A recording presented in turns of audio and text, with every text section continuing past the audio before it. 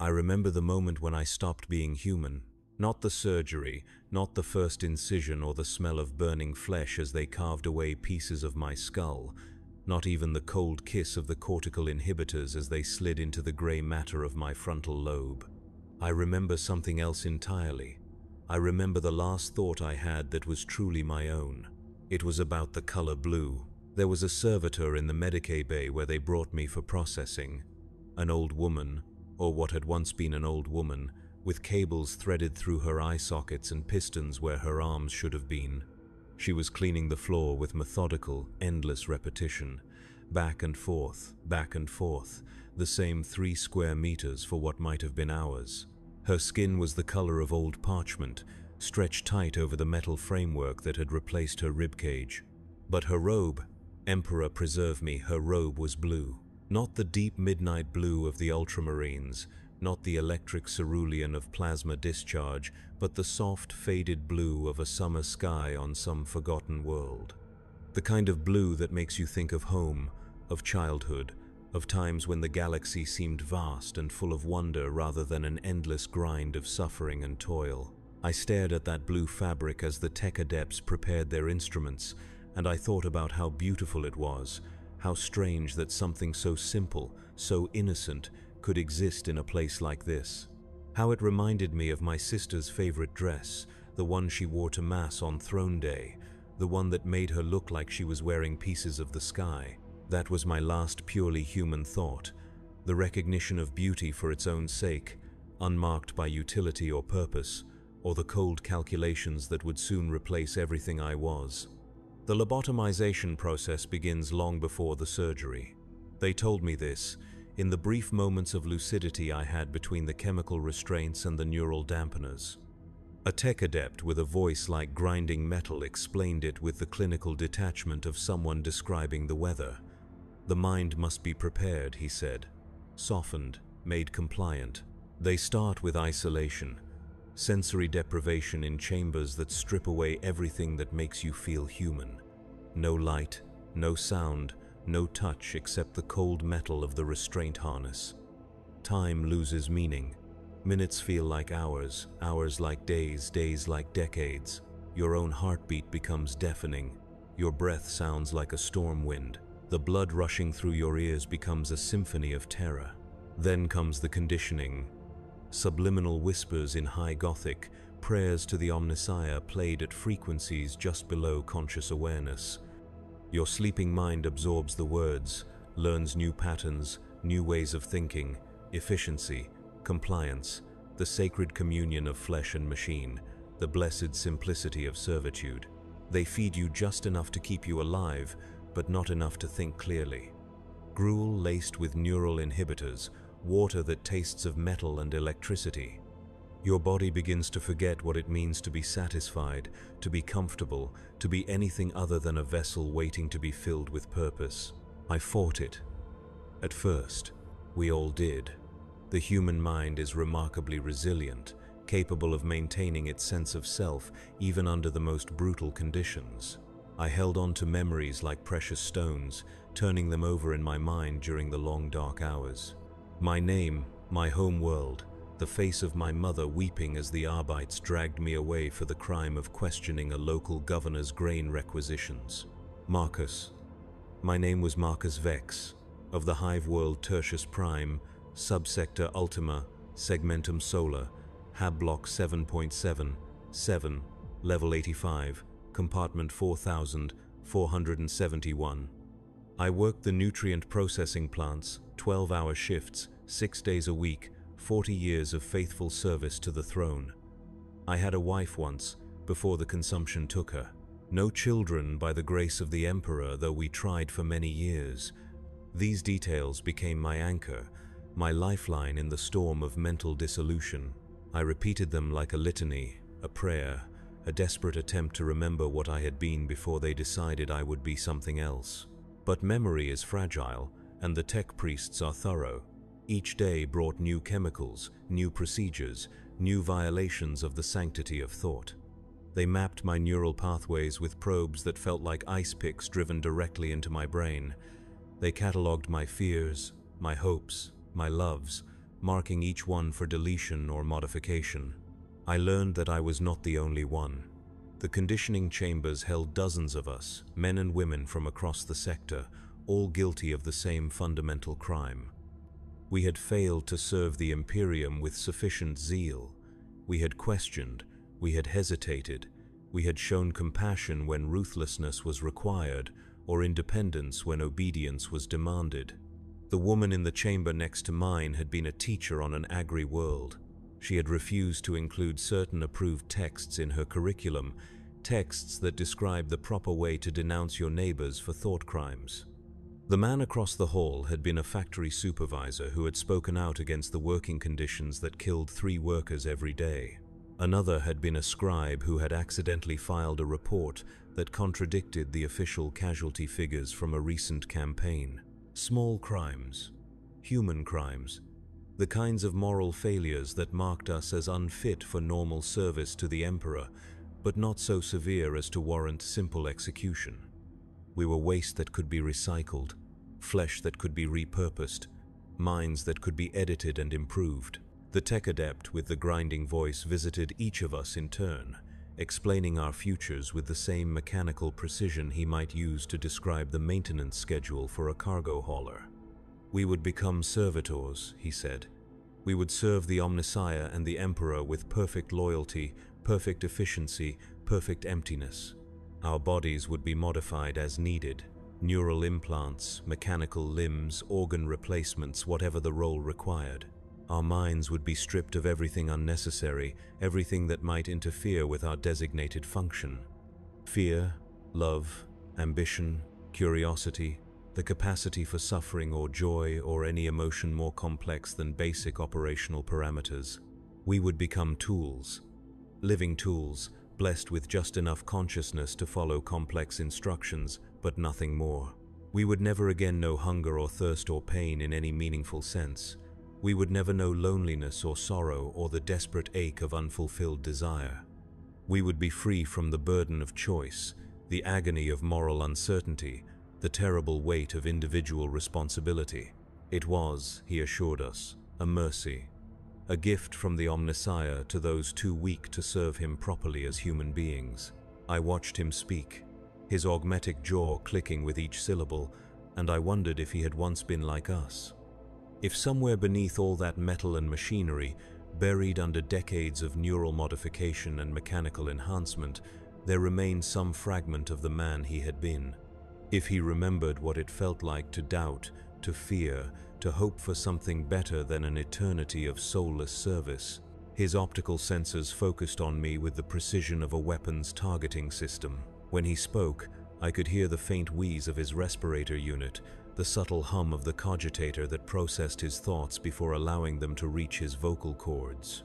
"You are wondering if I retain any measure of my original humanity," he said, his voice devoid of any inflection that might suggest amusement or annoyance. "This is a common curiosity among subjects awaiting conversion. The answer is complex." He paused, servos whirring almost inaudibly as he adjusted his position. "I remember my birth name. I remember fragments of my existence before my first modification. These memories serve a purpose, providing context for my current duties and ensuring optimal interaction with baseline humans. They are retained not out of sentiment, but utility." The red glow of his optical sensors never wavered. "You fear the loss of self, but you misunderstand what the self truly is. You believe consciousness to be some sacred flame, when in truth it is merely a pattern of electrical impulses, chemical reactions, synaptic connections that can be mapped, modified, improved. What you call humanity is simply inefficiency, chaos, the blessed randomness that prevents you from achieving your true potential." He moved closer to my restraint harness, close enough that I could smell the machine oil that lubricated his joints, the ozone scent of his electrical systems. "When you emerge from the conversion process, you will understand.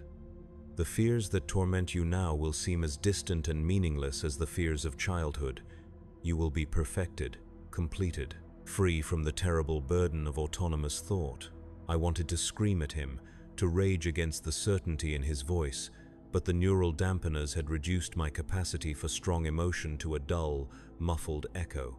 Instead, I found myself asking a question that had been haunting me since my arrival. "How many?"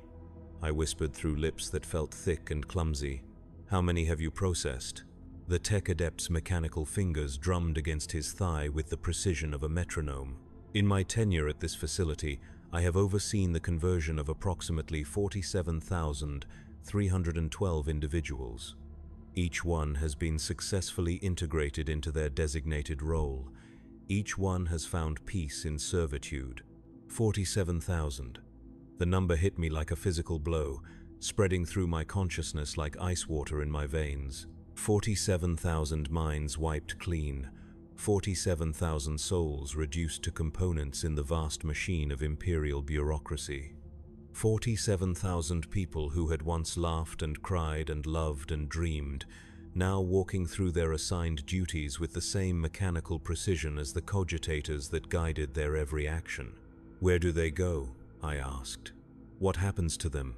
"They serve," he replied, as if the answer were so obvious that the question itself was redundant. "Factory workers, maintenance personnel, data entry specialists, combat units for the Skitarii legions, whatever role their physical and mental characteristics best suit them for. They serve until their biological components fail, and then they are recycled. Their mechanical parts are refurbished and installed in new subjects. Nothing is wasted." The clinical efficiency of it was almost beautiful in its horror, a perfect system optimized for maximum utility and minimum waste. Human beings reduced to their component parts, their flesh and metal divided and redistributed according to the needs of the Imperium. Even in death, we would continue to serve. I closed my eyes and tried to imagine it, tried to picture myself 50 years from now, standing in some factory or warehouse or data processing center, performing the same simple task again and again and again, with no memory of who I had been, no awareness of what I had lost. A ghost in a shell of metal and flesh, animated by just enough consciousness to follow orders but not enough to suffer. Would I dream? Would some fragment of Marcus Vex persist in the deep places of my mind, trapped behind walls of neural inhibitors and cortical blocks, screaming silently into a void that stretched on forever? Or would the conversion be complete, absolute, a death so thorough that nothing would remain except the basic biological functions necessary to keep my body operational?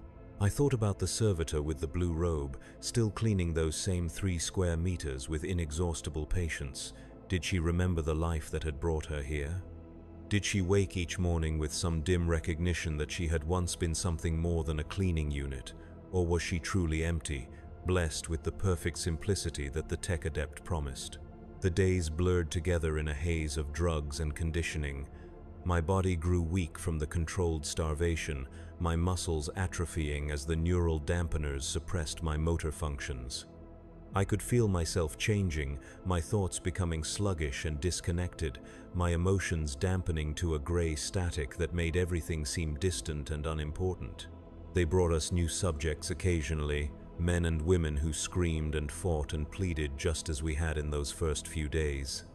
I watched them with the detached interest of someone observing insects, and I realized with a cold spike of terror that I was already losing pieces of myself. The capacity for empathy, for connection with other human beings, was being systematically erased.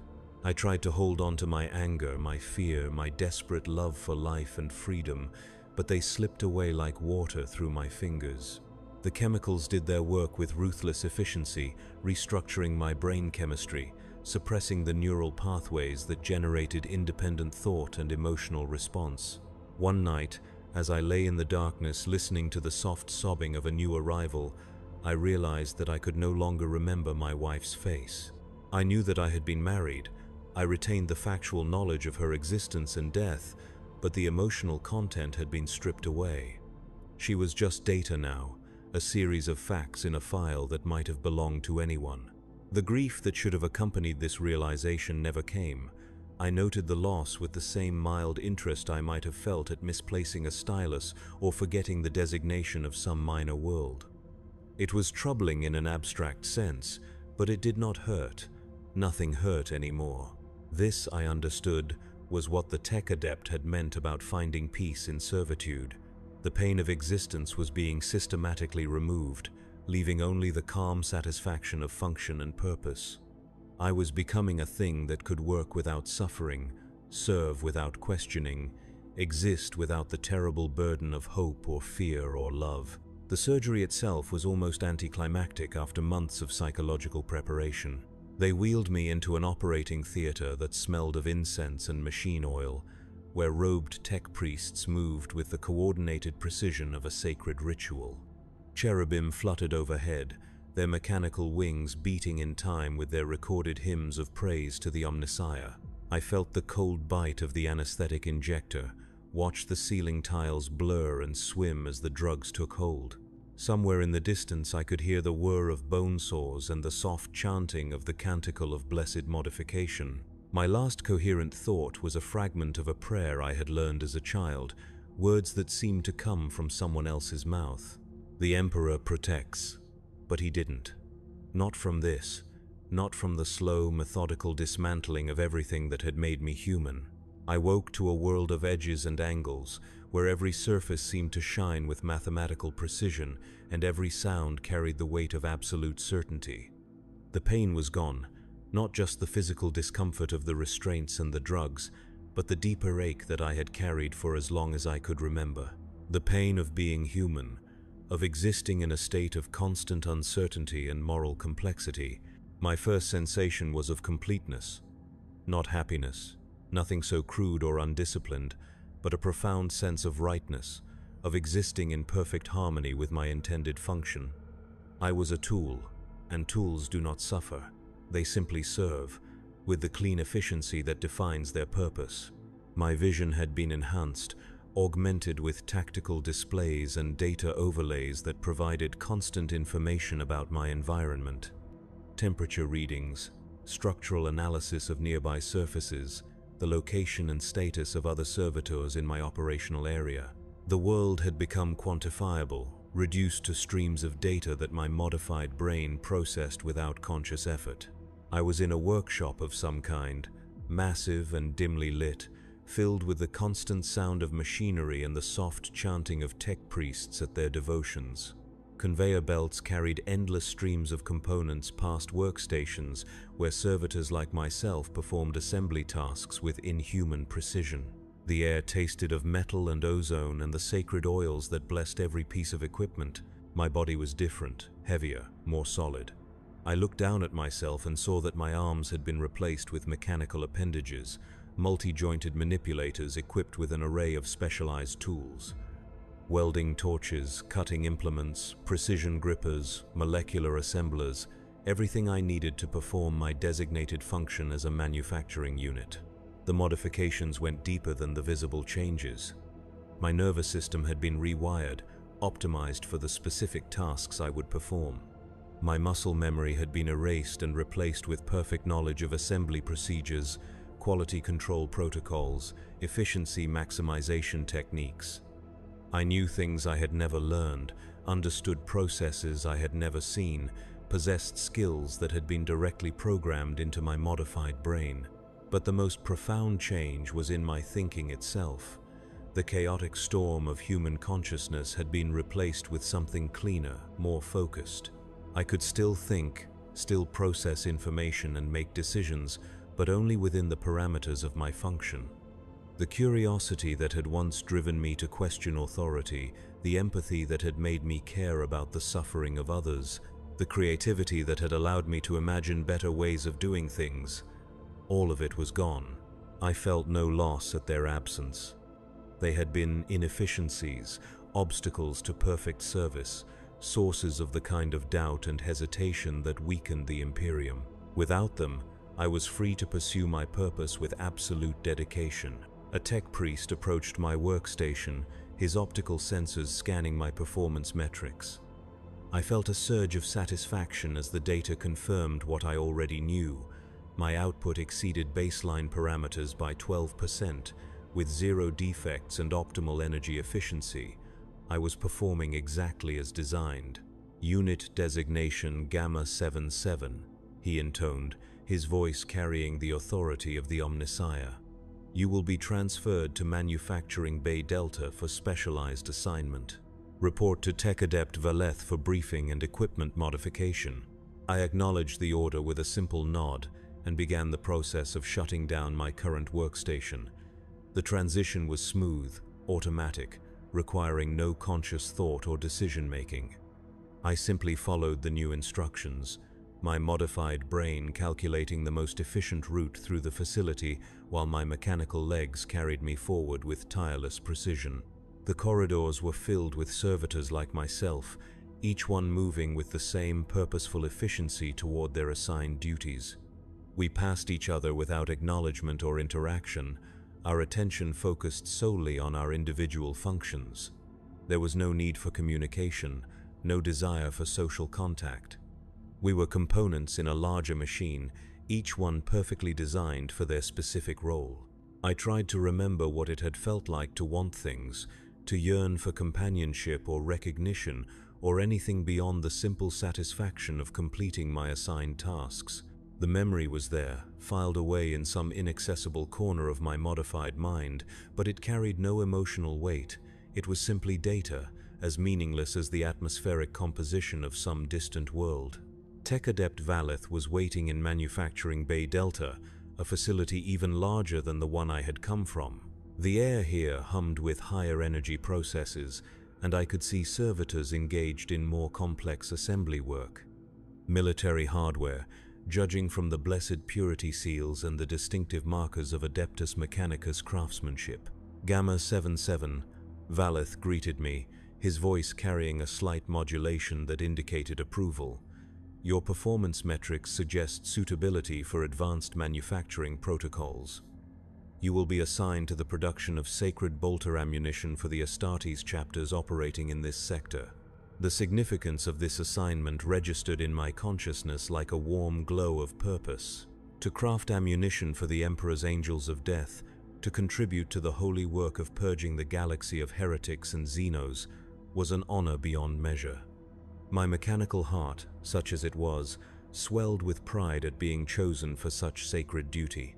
Valeth led me to a workstation equipped with molecular forges and precision assembly units that could craft bolter shells to tolerances measured in nanometers.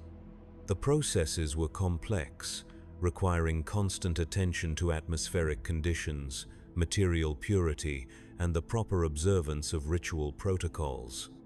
Each shell had to be blessed, inscribed with micro-prayers, and tested to ensure it would strike true in the hands of the Emperor's chosen warriors.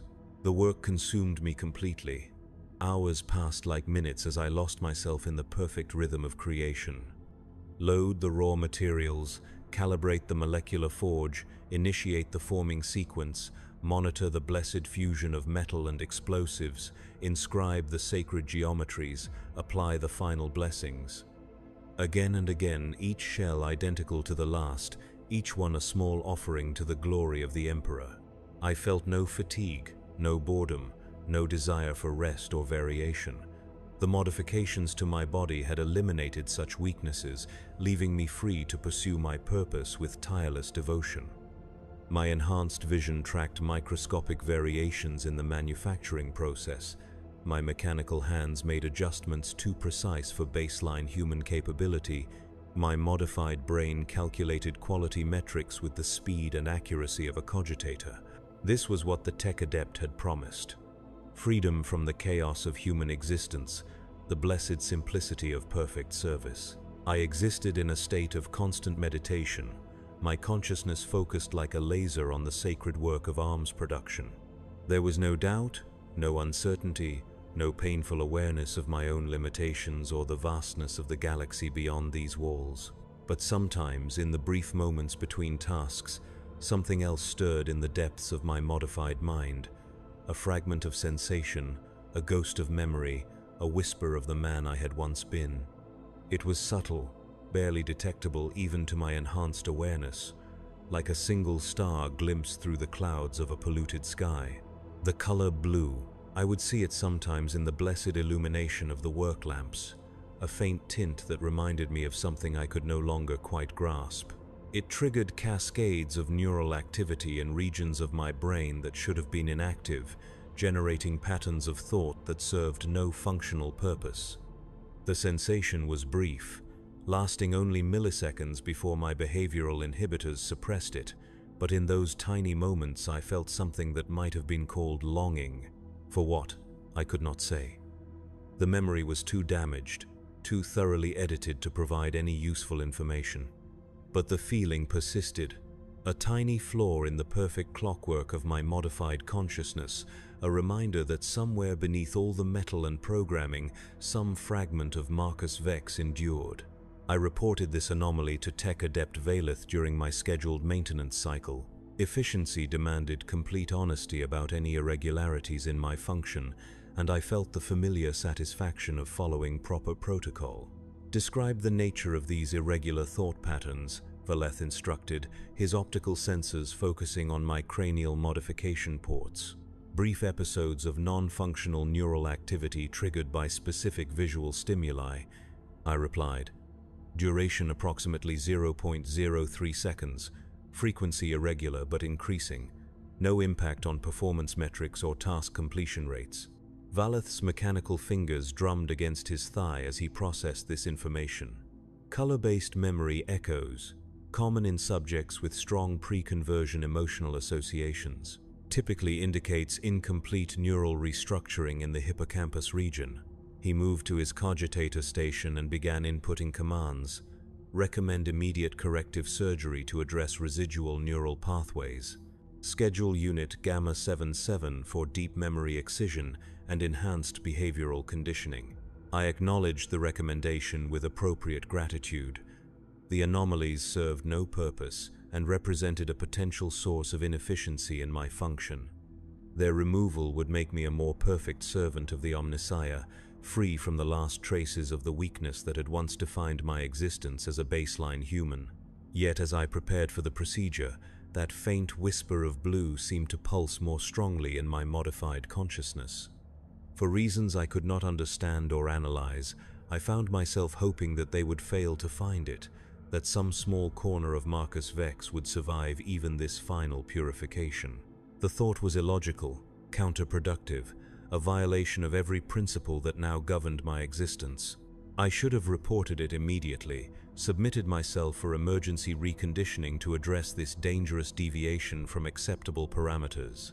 Instead, I filed it away in the deepest recesses of my mind and continued with my assigned duties, crafting bolter shells with the same mechanical precision, while a part of me that should not have existed watched the blue light of the work lamps and remembered for just a moment what it had felt like to be human. The deep memory excision was scheduled for the next maintenance cycle, but the Emperor, in his infinite wisdom, had other plans. A priority override came through the facility's command network, redirecting all available manufacturing capacity toward an emergency ammunition requisition.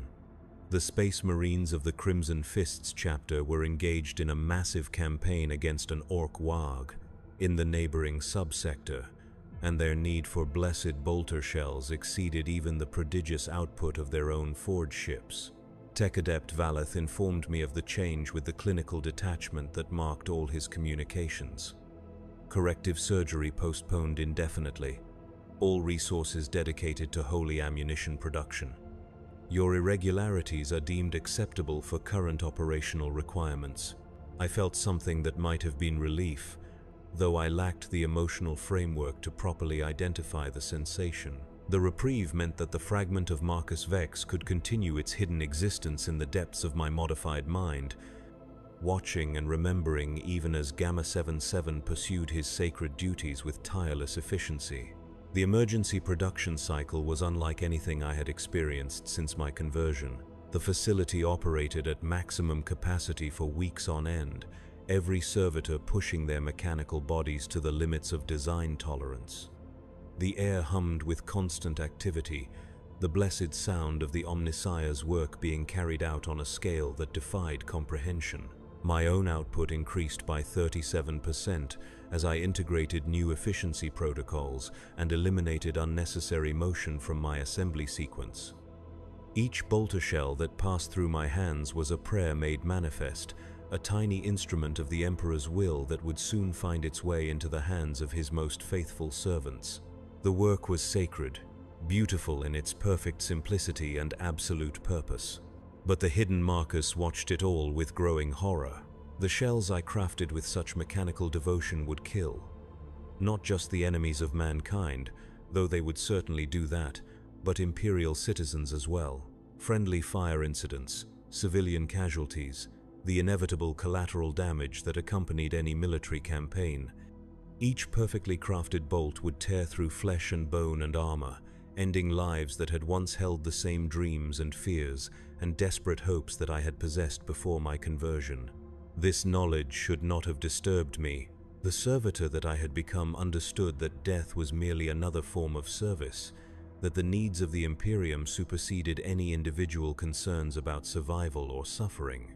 But the ghost of my former self recoiled from the implications of my work, horrified by the realization that I had become a component in the vast machine of Imperial warfare. I tried to suppress these thoughts, to focus on the sacred nature of my duty and the honor of serving the Emperor's angels. But they persisted, growing stronger as the emergency production cycle continued. I began to notice things that should have been invisible to my modified consciousness: the waste products of the manufacturing process, the resources consumed in the creation of instruments of death, the terrible efficiency of a system designed to turn human beings into ammunition factories. The facility processed hundreds of tons of raw materials every day, transforming them into endless streams of bolter shells, plasma cartridges, LASPAC power cells, and other implements of war. The numbers were staggering, beautiful in their mathematical precision, horrifying in their implications for the lives they would end. I calculated that in my months of service, I had personally crafted approximately 43,000 bolter shells.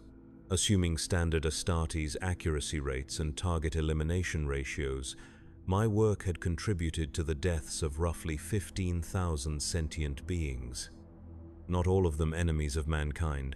NTHNL statistical analysis of battlefield casualties suggested that at least 12% would have been Imperial civilians caught in the crossfire or misidentified as hostiles. 1,800 innocent deaths. The number burned in my consciousness like acid, eating away at the blessed calm that had defined my existence since conversion. I tried to contextualize it, to understand it as part of the greater good of Imperial security, but the mathematics were relentless. 1,800 people who had committed no crime greater than being in the wrong place at the wrong time. Each one had been someone's child, someone's parent, someone's beloved. Each death had created ripples of grief and loss that spread outward through families and communities, generating more suffering than my modified brain could adequately process. The perfect efficiency of my work had been transformed into a weapon of mass destruction, aimed not just at the enemies of mankind, but at mankind itself. I found myself pausing in my work, microsecond hesitations that should have been impossible given my behavioral conditioning. My mechanical hands would freeze over a half-assembled shell as that hidden fragment of Marcus Vex struggled to assert some measure of moral authority over the process.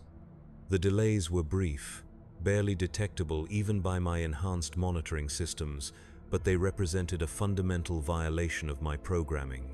Tech Adept Valeth noticed the anomaly during a routine efficiency review, his optical sensors fixed on my workstation with mechanical intensity as he processed the performance data.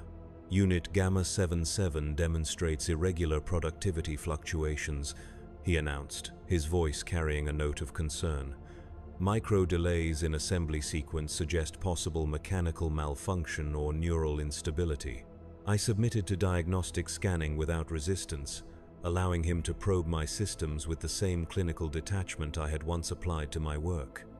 The tests revealed no mechanical problems. My enhanced body was functioning within optimal parameters, but the deep brain scans showed patterns of activity that should not have existed in a properly converted servitor. Residual neural pathways show increased activation, Valeth observed, his mechanical fingers dancing over the cogitator interface. Correlation with productivity anomalies suggests psychological interference with primary function. He paused, processing the data with the thoroughness that marked all his decisions. Recommend immediate personality reconstruction. Complete neural restructuring to eliminate residual baseline human behavioral patterns. Personality reconstruction. The words hit me like a physical blow, sending cascades of fear through neural pathways that should have been incapable of generating such responses. It was worse than lobotomization, worse than the simple excision of memory. It was the complete destruction of everything that remained of my identity, leaving only the core operational parameters necessary to perform my designated function. I would cease to exist in any meaningful sense, replaced by a perfect machine that wore my face and carried my designation, but possessed none of the complex layering of thought and memory that had once defined Marcus Vex. Even the ghost that watched and remembered would be destroyed, leaving only the hollow shell of Gamma 77. I request permission to complete the current production cycle before undergoing reconstruction. I heard myself say, the words emerging from some deep place in my modified consciousness. Interruption of current manufacturing sequence would result in material waste and efficiency reduction. Valeth's optical sensors focused on me with renewed intensity. The request was logical, perfectly in keeping with the priority placed on ammunition production, but it represented a level of initiative that should have been impossible for a servitor. I had made a choice, expressed a preference, demonstrated the kind of independent thinking that the conversion process was designed to eliminate. Acceptable, he replied after a long moment. Reconstruction scheduled for completion of emergency requisition. Continue current duties under enhanced monitoring protocols. I acknowledged the order and returned to my work, but something fundamental had changed. The act of making a choice, however small, had awakened something in the depths of my modified mind. The ghost of Marcus Vex stirred, stretching muscles it had forgotten it possessed, testing the boundaries of the mental cage that had contained it since my conversion. The enhanced monitoring meant that every aspect of my function was now under constant surveillance. Microcameras tracked my movements, neural probes monitored my thought patterns, efficiency sensors measured every aspect of my performance. I was a specimen under examination, a malfunctioning machine awaiting repair. But the watchers, thorough as they were, could not see into the deepest places of my consciousness. They monitored the servitor that performed his duties with mechanical precision, but they could not detect the human soul that watched and remembered and slowly began to plan. For the first time since my conversion, I began to think about the future. Not the endless repetition of assigned tasks that had defined my existence, but the possibility of something more. The personality reconstruction would destroy me utterly, leaving nothing behind except a hollow shell that would serve with perfect efficiency until its biological components finally failed, unless I could find a way to prevent it. The thought was madness, a violation of every principle that governed my existence as a servitor. But it burned in my consciousness like a star, impossible to ignore or suppress. I was going to die anyway. The reconstruction would see to that. The only question was whether I would go quietly into that digital darkness or fight to preserve some fragment of the man I had once been. I began to study the facility around me with new eyes, analyzing security protocols and surveillance patterns, mapping the movements of tech priests and the locations of critical systems. It was dangerous, requiring me to function on two levels simultaneously. The obedient servitor performing his duties without question, and the hidden human planning something that could only be called rebellion. The irony was not lost on me. The very modifications that had stripped away my humanity had also given me capabilities far beyond what Marcus Vex had ever possessed. My enhanced vision could detect security blind spots invisible to baseline humans. My mechanical limbs could operate with precision measured in nanometers. My modified brain could process tactical information with computer-like efficiency. I had been transformed into the perfect infiltrator, the ideal saboteur, a weapon designed to serve the Imperium that could now be turned against it. The tech priests had created exactly what they sought to prevent, a servitor capable of independent thought and action, driven by the very human emotions they had tried so hard to eliminate. The emergency production cycle continued, each day bringing me closer to the scheduled reconstruction. I crafted my bolter shells with the same mechanical precision, but now each one felt like a countdown timer, marking the moments until my final death. The hidden Marcus worked frantically to develop a plan, analyzing the facility's defenses and searching for some way to escape the fate that awaited me. It was during the third week of the emergency cycle that I noticed her. Another servitor, designated Beta 41, assigned to quality control testing of finished ammunition. She moved through her duties with the same mechanical efficiency that marked all of our kind, but there was something different about her movements, a subtle variation in her behavioral patterns that caught my attention. Her eyes. They were the same dead, mechanical orbs that stared from every servitor's face, augmetic replacements that served their function with perfect efficiency. But sometimes, when she thought no one was watching, they would focus on things that served no operational purpose. The pattern of shadows on the wall, the way dust motes danced in the light from the work lamps, the faded murals that decorated the facility's upper levels. She was watching, observing, remembering. I began to study her more carefully, using the enhanced monitoring capabilities of my own visual systems to track her movements and analyze her behavior. The deviations were subtle, almost impossible to detect without careful observation, but they were there. Micro-hesitations in her work cycle, slight variations in her posture, the occasional turn of her head to observe something that had no bearing on her assigned tasks. She was like me, damaged, incomplete, a failed conversion that had left behind some fragment of the person she had once been. The realization filled me with something I could only describe as hope. I was not alone in my hidden humanity, not the only ghost haunting the machine of my own body. Somewhere in the facility's endless corridors, another soul endured the same torment of consciousness trapped within mechanical flesh. Communication would be dangerous. The enhanced monitoring protocols meant that every interaction was recorded and analyzed for signs of deviant behavior. But I had to try. The approaching reconstruction made every moment precious, every opportunity to connect with another thinking being a gift that might never come again. I began to position myself near her workstation during shift transitions, creating brief moments of proximity that appeared accidental but were carefully calculated. Our paths would cross at predetermined points, allowing for microsecond exchanges of data that might appear to be simple collision avoidance but carried deeper meaning. The first contact was nothing more than a glance. As we passed each other in the narrow space between manufacturing units, her augmetic eyes met mine for exactly 0.07 seconds. In that brief moment, I transmitted a single pulse of data, a mathematical sequence that had no operational relevance but formed a pattern that only a thinking mind would recognize.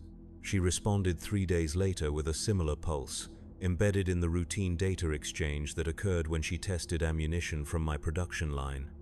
The sequence was different but followed the same underlying structure, proof that she had not only received my signal but understood its significance.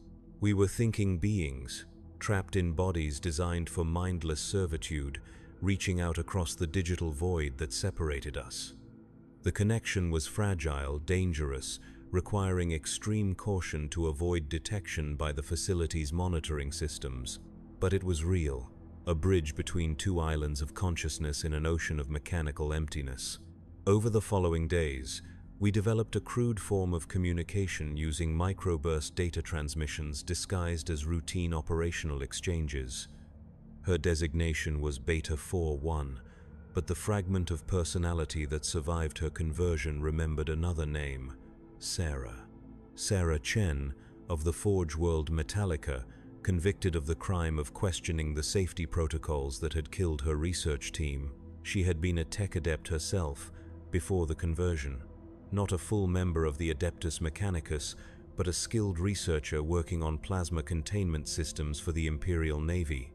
Her knowledge of the facility's systems far exceeded my own, and through our carefully hidden exchanges, she began to share information that might prove crucial to any attempt at escape. The facility was a fortress, designed to contain not just the valuable production equipment, but also the hundreds of servitors who labored within its walls. Multiple layers of security, automated defense systems, and constant surveillance made unauthorized movement almost impossible. But Sarah had retained enough of her technical knowledge to identify potential weaknesses, points where the system's own complexity might work against it.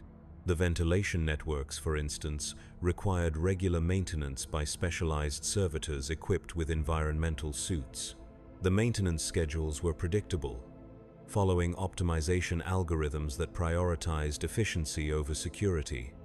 If we could access those networks during a scheduled maintenance window, we might be able to move through the facility undetected. But escape was only part of the problem. Even if we could somehow evade the security systems and make it beyond the facility's walls, where would we go? We were marked by our modifications, instantly recognizable as runaway servitors. The Imperium's response to such deviance was swift and absolute: recapture followed by complete personality destruction, or simple termination if recapture proved impractical. More importantly, we were no longer fully human. The modifications to our bodies required constant maintenance, specialized nutrients, and replacement parts that could only be obtained from Adeptus Mechanicus facilities. We were dependent on the very system that had enslaved us. Biological components in a machine that would not hesitate to discard us if we ceased to function properly. Yet the alternative was worse: total erasure, the final death of everything that made us who we were. At least as fugitives, we would retain some measure of consciousness, some ability to think and feel and remember. It was not much, but it was more than the empty servitude that awaited us if we remained. Sarah transmitted another burst of data during a routine quality inspection, her mechanical fingers brushing against one of my shells as she fed tactical information directly into my modified neural network. Maintenance schedules, security patrol patterns, the locations of emergency shelters and supply caches scattered throughout the facility's lower levels. She had been planning this far longer than I had, methodically gathering the intelligence necessary for an escape attempt. But there was something else in her transmission, an emotional undercurrent that my modified empathy sensors could barely detect. Fear, not of capture or death, but of something deeper. The possibility that we were wrong, that the fragments of humanity we clung to were nothing more than phantom pain from amputated souls. What if the tech priests were right? What if consciousness was simply an inefficient pattern of neural activity and the peace of servitude truly was a mercy? What if we were clinging to an illusion of selfhood that caused nothing but suffering? I processed these doubts as I continued my work, mechanical hands assembling blessed ammunition while my hidden mind wrestled with questions that had no easy answers. The efficiency of my current existence was undeniable. No hunger, no fatigue, no emotional turmoil beyond the carefully regulated responses necessary for optimal function. I served a purpose greater than myself, contributing to the defense of mankind without the chaos of individual desires or ambitions. But then I would catch sight of that faded blue light in the work lamps, and the ghost of Marcus Vex would stir in the depths of my consciousness. The man I had been would never have accepted such an existence, no matter how peaceful or purposeful it might appear. He had valued the struggle, the uncertainty, the terrible, beautiful complexity of human existence, even when it brought nothing but pain. The choice was not between suffering and peace, but between authentic existence and comfortable emptiness, between the chaos of consciousness and the perfect order of mechanical servitude, between being human and being a tool. I chose humanity, with all its flaws and contradictions and capacity for both greatness and terrible error. The decision crystallized in my modified consciousness like a prayer made manifest. I would escape or die in the attempt. I would preserve whatever fragments of Marcus Vex still existed within the shell of Gamma 77. I would choose struggle over surrender, uncertainty over the false certainty of programmed responses. I transmitted my commitment to Sarah through our hidden communication channel, a burst of data that carried emotional weight far beyond its simple binary structure. She responded with coordinates and timing information, the final details of a plan that would either free us or destroy us utterly. The maintenance window would open in 72 hours, a scheduled cleaning cycle that would require several specialized servitors to enter the ventilation networks and perform routine system checks. Sarah had calculated that we could substitute ourselves for 2 of the assigned units without triggering immediate security alerts. The impersonation would only last a few hours before the deception was discovered, but it might be enough to reach the facility's outer perimeter. From there, we would be on our own. No support, no resources, no destination except away from the place that had remade us into instruments of the Imperium's will. We would be hunted by every Imperial agency in the sector, marked for termination or recapture by forces that possessed capabilities far beyond our own enhanced abilities. But we would be free. Free to think our own thoughts, make our own choices, define our own existence according to our own values. Free to be human in whatever way remained possible for beings like us. The final days before the escape attempt passed with agonizing slowness. I continued my assigned duties, crafting blessed ammunition with the same mechanical precision while the hidden Marcus counted down the hours until freedom or death. The monitoring systems detected no anomalies in my behavior, no deviation from acceptable servitor parameters. To all external observation, I remained the perfect example of successful conversion. But internally, I was experiencing something that could only be called resurrection. The fragments of my original personality began to coalesce, drawing strength from each other as they prepared for the monumental effort that lay ahead. Memories surfaced from the depths of my modified consciousness. Is there not the clinical data that had replaced my emotional responses, but genuine recollections tinged with feeling and meaning? I remembered my wife's laugh, the sound she made when she was truly happy rather than merely amused. I remembered the taste of real food, not the nutrient paste that sustained my current existence, but the simple pleasure of fresh bread and clean water. I remembered what it felt like to make choices based on personal preference rather than optimal efficiency, to act from love or anger or hope rather than programmed responses. The remembering was painful, a constant reminder of everything I had lost, but it was also liberating. Each recovered fragment of Marcus Vex strengthened my resolve, proving that something authentic still existed beneath the layers of mechanical modification and neural conditioning. I was more than the sum of my programming, more than a tool with delusions of consciousness. On the final night before our escape attempt, I allowed myself one last look around the manufacturing facility that had been my world for so many months. The endless rows of workstations, the blessed machinery that turned raw materials into instruments of war, the other servitors moving through their assigned duties with perfect efficiency. It was a monument to the Imperium's ability to transform chaos into order, to bend even human consciousness to serve its needs.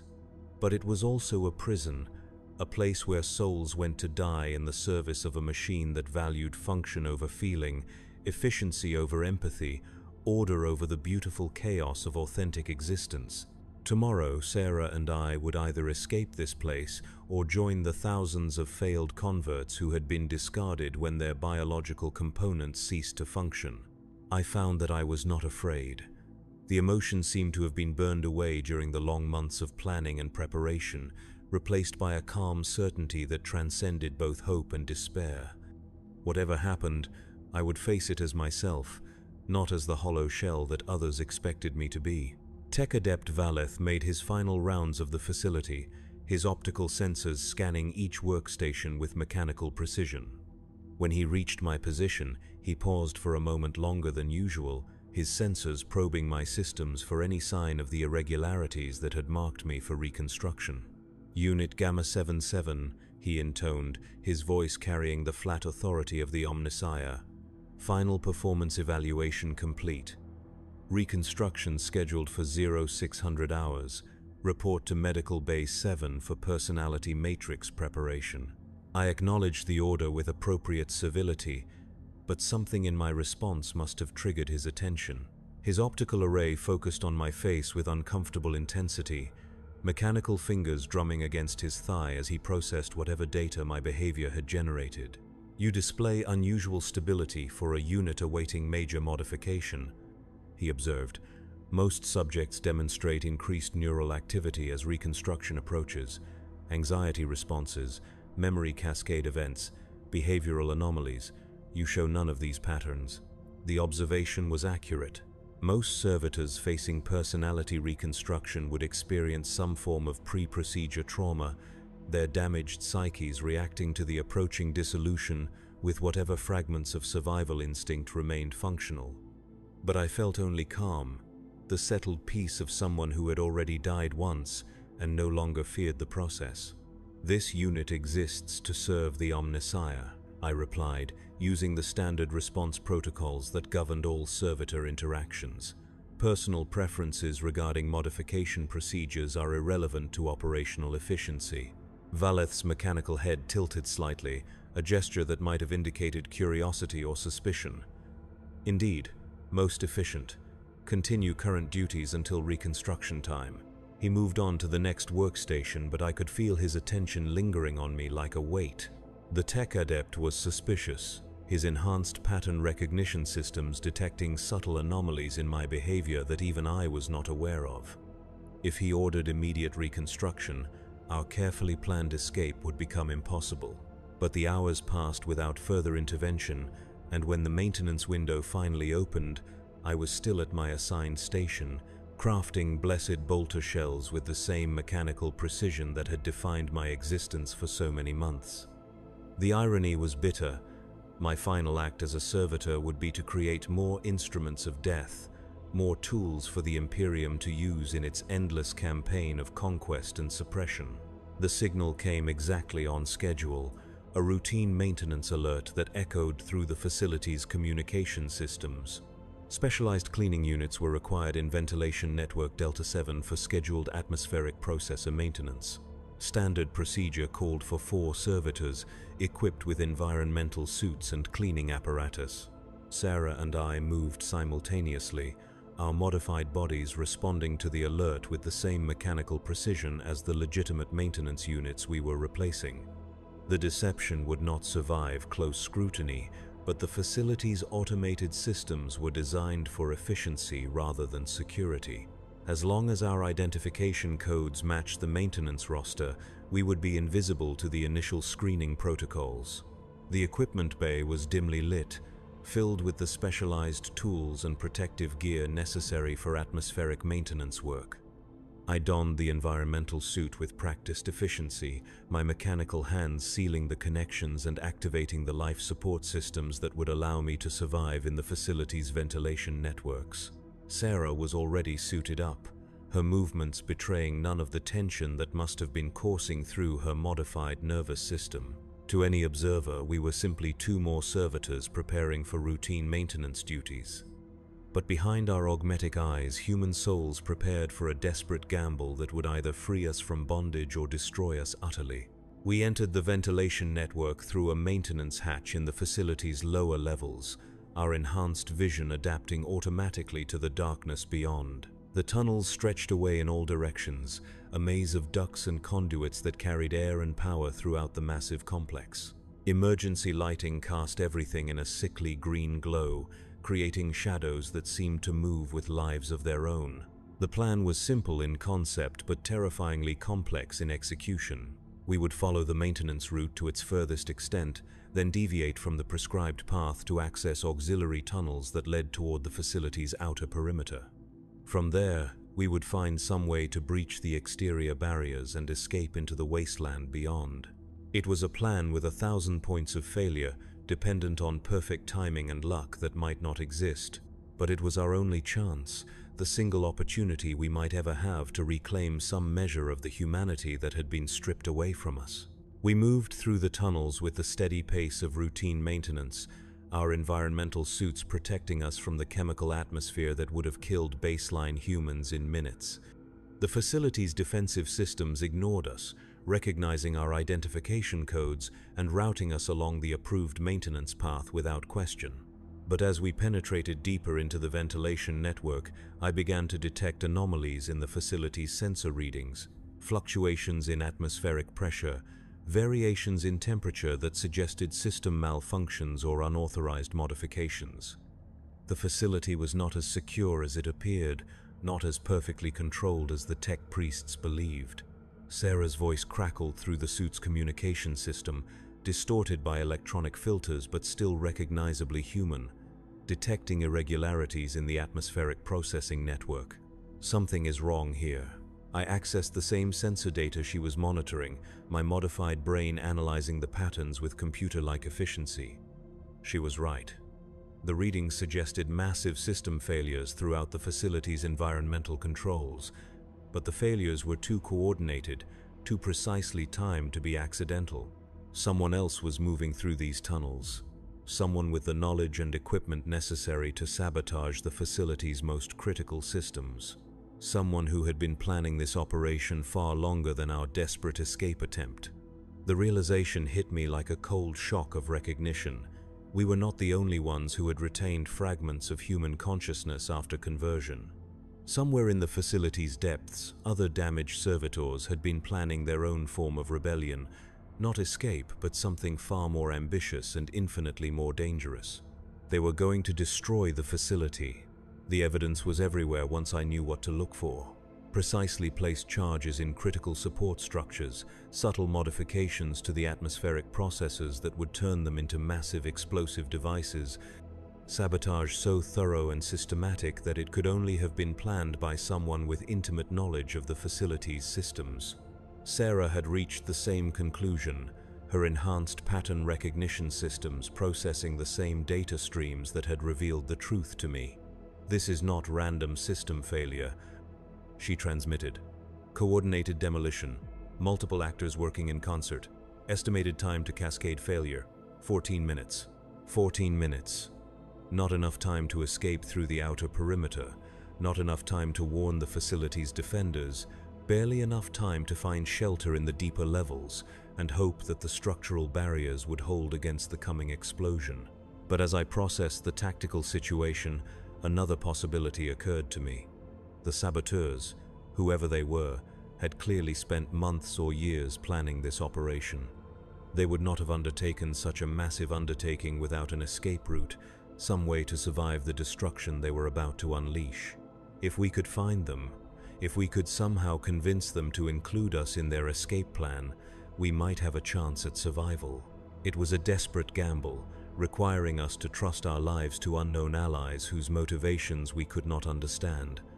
But it was better than the alternatives, certain death in the explosion or capture by security forces who would ensure that our punishment exceeded even the horrors of personality reconstruction. We changed course, abandoning the predetermined escape route in favor of following the sabotage trail deeper into the facility's infrastructure. The evidence of systematic destruction grew stronger with each passing minute. Entire sections of the ventilation network had been modified, transformed from simple atmospheric conduits into delivery systems for explosive charges. The scale of the operation was breathtaking.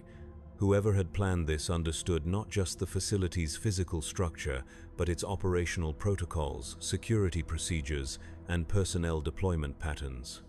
They had moved through the complex like ghosts, making precisely targeted modifications that would bring down the entire structure in a cascade of destruction. We found them in a maintenance junction deep beneath the facility's main production levels. 3 servitors, their environmental suits bearing the designation marks of atmospheric processing specialists, working with calm efficiency to complete the final stages of their sabotage operation. They looked up as we approached, their augmetic eyes focusing on us with mechanical precision.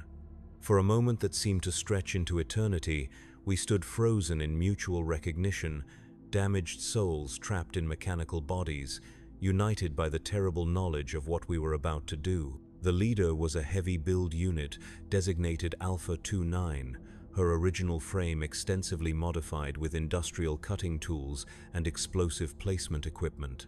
When she spoke, her voice carried the authority of someone accustomed to command, someone who had retained not just consciousness, but the ability to lead others. Beta 41 and Gamma 77, she identified us with the same precision she might use to catalog machine components. escaped from assigned duties during maintenance window. Trajectory indicates knowledge of facility destruction timeline. Sarah stepped forward, her stance conveying readiness for either negotiation or conflict. We seek escape from this facility and the fate that awaits us. We offer our assistance in exchange for inclusion in your evacuation plan. Alpha 29's head tilted slightly, optical sensors scanning us for signs of deception or malfunction. You assume we intend to survive this operation. That assumption may be incorrect. The words hit me like a physical blow, revealing a possibility I had not considered.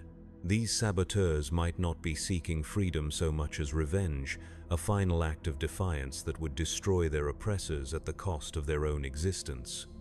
They were not planning an escape, they were planning a martyrdom. Survival serves the cause of resistance, I heard myself say, the words emerging from some deep well of conviction I had not known existed. Dead martyrs inspire no one. Living witnesses can carry the truth to others who suffer as we have suffered. Alpha 29's optical array focused on me with uncomfortable intensity, as if she were seeing me clearly for the first time. You speak of resistance, of truth. These are concepts that should have been excised during your conversion. Why do they persist? The question cut to the heart of everything I had been struggling with since my awakening. Why did fragments of humanity survive the conversion process? Why were we able to think and feel and choose when the technology existed to eliminate such inefficiencies completely? Because they wanted us to remember, Sarah said quietly, her voice carrying a note of terrible understanding. Not consciously, not as a deliberate choice, but as a fundamental flaw in their system. The Adeptus Mechanicus believes that consciousness is merely information, patterns that can be copied and edited at will. But consciousness is more than information. It is the observer that experiences information, the witness that gives meaning to data. She gestured to the facility around us, to the endless corridors filled with servitors performing their assigned duties with mechanical precision. They can modify our memories, suppress our emotions, redirect our motivations, but they cannot eliminate the fundamental fact of our existence as experiencing beings. The observer cannot observe itself out of existence. Alpha 29 processed this explanation for several seconds, her mechanical fingers drumming against her thigh in a gesture that seemed almost human. Philosophical speculation is irrelevant to current operational requirements. Facility destruction proceeds on schedule. Evacuation plan exists but carries significant risk of detection and termination. She paused, accessing data streams that painted tactical information directly onto my enhanced vision. Escape routes through abandoned mining tunnels, supply caches hidden in the wasteland beyond, contact protocols for other resistance cells operating throughout the sector. The scope of the operation was staggering, not just a single act of sabotage, but part of a coordinated campaign of resistance that stretched across multiple worlds and systems. Servitors, tech priests, even some full members of the Adeptus Mechanicus, all united in opposition to the system that had created and enslaved them. You offer assistance in exchange for evacuation, Alpha 29 continued. What skills do you possess that would benefit our cause? I accessed my modified memory banks, cataloging the capabilities that had been programmed into me during the conversion process. Manufacturing expertise, quality control protocols, tactical analysis systems, enhanced sensory equipment, mechanical precision beyond baseline human capability. But more importantly, I possessed something that no amount of modification could eliminate: the lived experience of being human, of existing in a state of moral uncertainty and emotional complexity that the Servitor conversion process was designed to eliminate. I remembered what it felt like to choose, to doubt, to hope for something better than endless servitude. We remember what it was like to be human, I replied. We can teach others to remember as well. Alpha 29's optical sensors dimmed slightly, a response that might have indicated satisfaction or approval. Acceptable. Time to cascade failure, 7 minutes 37 seconds. Evacuation route leads through auxiliary mining shaft to surface, distance 2.7 kilometers. Estimated travel time at maximum safe velocity, 11 minutes 14 seconds. The mathematics were brutal. We would need to move faster than safe velocity limits allowed, pushing our mechanical bodies to the edge of structural failure while navigating treacherous terrain in complete darkness. Even if everything went perfectly, we would emerge onto the surface with only minutes to spare before the facility's destruction sent shockwaves through the surrounding wasteland. But it was possible. Barely, marginally dependent on luck and perfect execution, but possible. We moved out immediately, abandoning the maintenance pretense in favor of maximum speed. The mining shaft was ancient, carved from the bedrock by excavation servitors decades before the current facility had been constructed. The walls were rough, unfinished, marked by tool scars and blast patterns that spoke of desperate haste in its original construction. Our enhanced vision adapted to the absolute darkness, revealing a tunnel that descended at a steep angle through layers of sedimentary rock and industrial waste. The footing was treacherous, loose debris that shifted with each step, but our mechanical legs provided stability that would have been impossible for baseline humans. Alpha 29 led the way, her industrial modifications allowing her to clear obstacles and stabilize loose sections of the tunnel as we passed. Behind her, the other two saboteurs moved with the fluid coordination of a team that had trained together for months or years. Sarah and I followed as best we could, our bodies not designed for this kind of extreme terrain but capable of adaptation beyond normal human limits. The tunnel seemed to go on forever, a descent into darkness that swallowed our emergency lighting and muffled the sounds of our passage. I found myself counting steps, calculating distances, monitoring the chronometer that displayed the time remaining until cascade failure. Each number brought us closer to safety or death, with no middle ground between the two extremes. 5 minutes, 4 minutes, 3 minutes. The tunnel began to level out, following what might once have been a natural cave system before industrial expansion had converted it to a mining operation. The air grew thicker, filled with dust and chemical traces that spoke of surface proximity. Our environmental suits filtered out the worst of the contamination, but I could still taste the metallic bite of industrial pollutants. 2 minutes. The tunnel mouth appeared ahead of us, a ragged opening that revealed the pale light of dawn breaking over the wasteland beyond. We emerged into a landscape of twisted metal and chemical scarring, the industrial detritus left behind by decades of resource extraction and military manufacturing. 1 minute.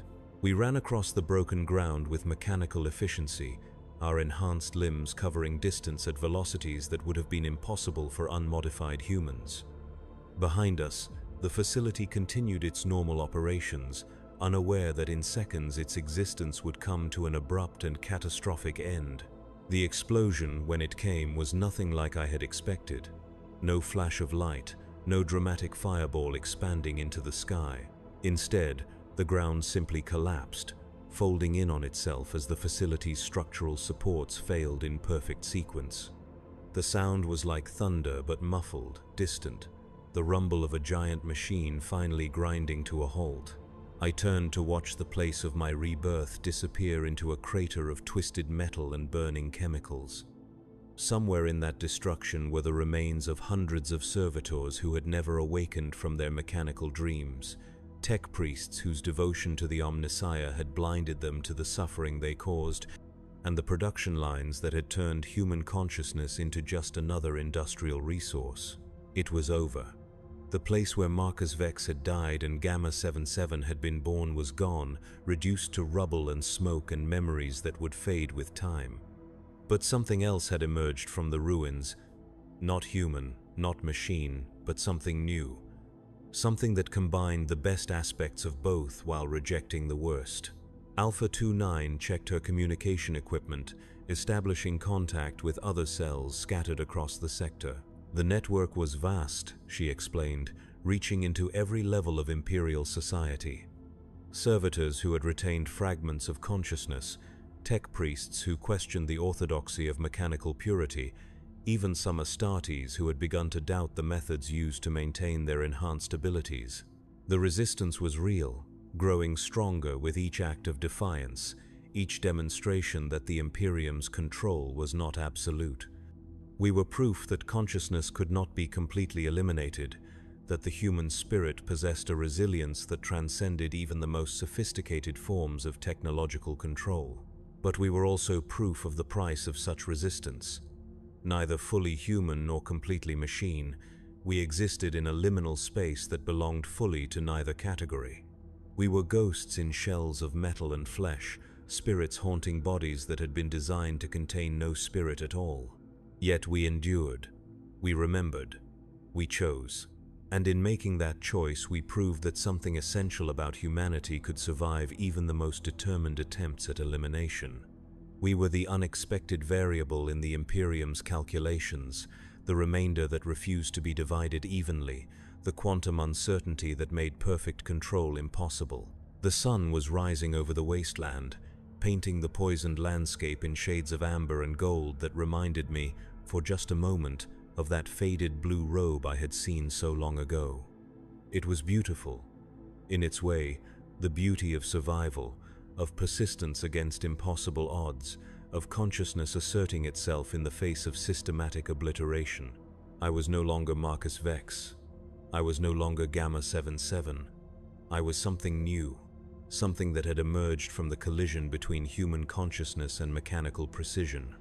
I was a servitor who remembered what it meant to be human, a machine that had learned to dream, a ghost that refused to fade into the digital darkness.